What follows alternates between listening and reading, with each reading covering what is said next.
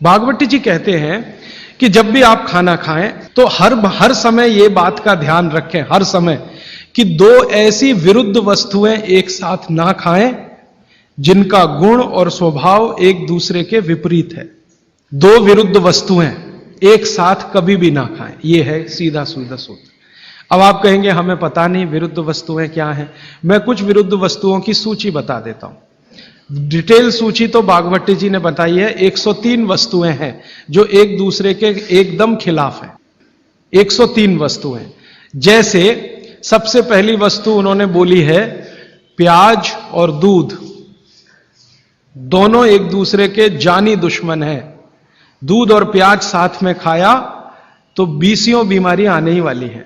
सबसे ज्यादा बीमारियां आएंगी त्वचा की।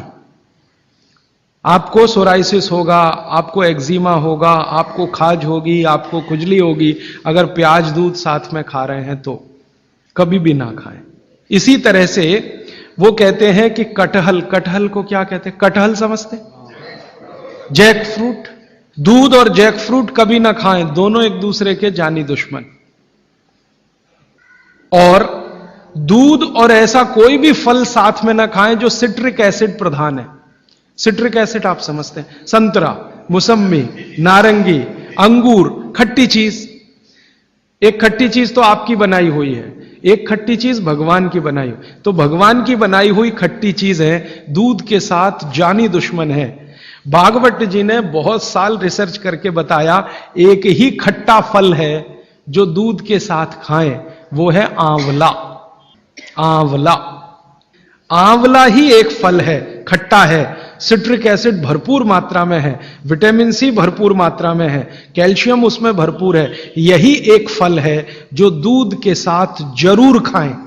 बाकी कोई फल जिसमें खट्टापन है वो दूध के साथ ना खाएं। आम भी, आम अगर खट्टा है तो दूध के साथ ना खाएं, मीठा है तभी खाएं।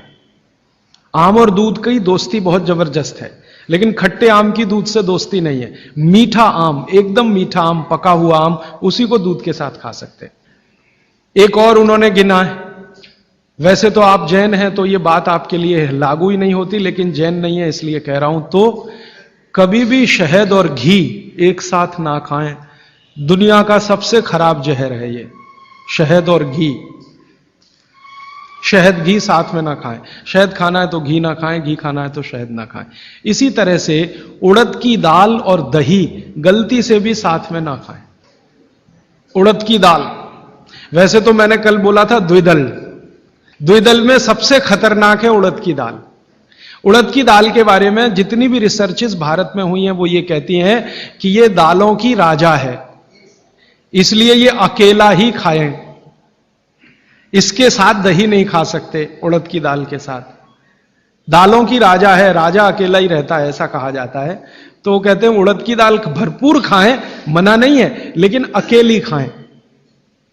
और बाकी जो दालें हैं, अरहर की दाल है, मूंग की दाल है, तो मैंने कल कहा था कि ये भी द्विदल में है, दही तो ना खाएं। लेकिन कोई मजबूरी में खाना है तो उपाय मैंने बताया था कि दही गर्म करके खाएं, माने दही में बघार लगा के खाएं ताकि तासीर गर्म हो जाए उसकी, या मट्ठा गर्म करके खाएं तासीर उसकी गर्म हो जाए। लेकिन मेरी आपको विनम्र विनती है, उड़द की दाल के साथ तो बिल्कुल ना दही खाएं, ना मट्ठा खाएं, बघारा हुआ भी नहीं खाएं। भागवत जी कहते हैं कि चलेगा ही नहीं। मैंने इस पे मेरे अपने शरीर पे एक्सपेरिमेंट किया। मैंने एक दिन कहा कि चलो खा के देखते हैं। भागवत जी ने कहा ना खाएं, खा के देखें क्या होता है शरीर को। तो मैंने खाने से पहले मेरा ब्लड प्रेशर चेक किया, और उड़द की दाल खाने के बाद दही खाया और फिर ब्लड प्रेशर चेक किया, तो मेरा ब्लड प्रेशर 22 से 25% बढ़ा हुआ था। फिर मैंने सोचना शुरू किया कि रोज रोज अगर मैं ये खाने लगूं उड़द की दाल और दही उड़द की दाल, तो 100% 6-8 महीने में हार्ट अटैक आ ही जाएगा। इसका मतलब माताओं बहनों से हाथ जोड़कर निवेदन है, दही बड़ा कभी भी नहीं, क्योंकि दही बड़ा में उड़द की दाल का बड़ा अगर है तो दही बिल्कुल नहीं। अगर आपको दही बड़ा खाना ही है तो मूंग की दाल का बड़ा है। दही बघार कर या मट्ठा बघार कर आप ले सकते हैं। उड़द की दाल का बड़ा अगर बनाया है तो दही के साथ तो गलती से भी नहीं। उड़द की दाल का बड़ा सीधे चटनी से खा सकते हैं, दही से नहीं।